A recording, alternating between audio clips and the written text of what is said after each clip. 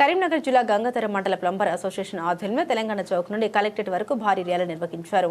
అర్హులైన ప్లంబర్లకు ఇందిరమ్మ ఇల్లు 100 గజాల ఇంటి స్థలం కేటాయించాలని డిమాండ్ చేశారు. ఈ సందర్భంగా జిల్లా అధ్యక్షుడు కన్నం మల్లేశం ప్రభుత్వాన్ని తమ డిమాండ్లను వెంటనే పరిష్కరించాలని కోరారు.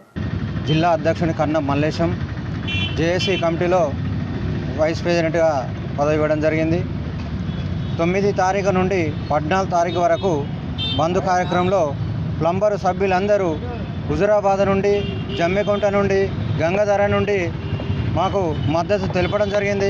పనులు బంద్ చేసి సామరక్షంగా ఏదైతే ఉందో మన ర్యాలీ గీతాభవన్ నుండి చుట్టుపక్కలైన పర్వాలేదు ఒక 4 గుంటల జాగా ఇవ్వాలని ఉన్న ప్రభుత్వాన్ని కోరుకుంటున్నాము. కన్నం మల్లేశం, జిల్లా అధ్యక్షుని ప్లంబర్ అసోసియేషన్. ఇప్పుడు ప్రభుత్వం ఏంటంటే అది ఏదో ఇచ్చారు, అది నడవాలని చెప్తున్నారు. అయ్యా గంగుల కమలాకర్ మీకు చెప్తున్నాం, దయచేసి మీరు ఇప్పుడు ఎమ్మెల్యేగా మాకు 4 దశాబ్దాలుగా మేము మద్దతు ఇచ్చినాము, మేము గెలిపించాము. మా వంతు దయ తెలిసి మాకు ఇప్పటికైనా ల్యాండ్ ఇవ్వగలరని కోరుచున్నాము.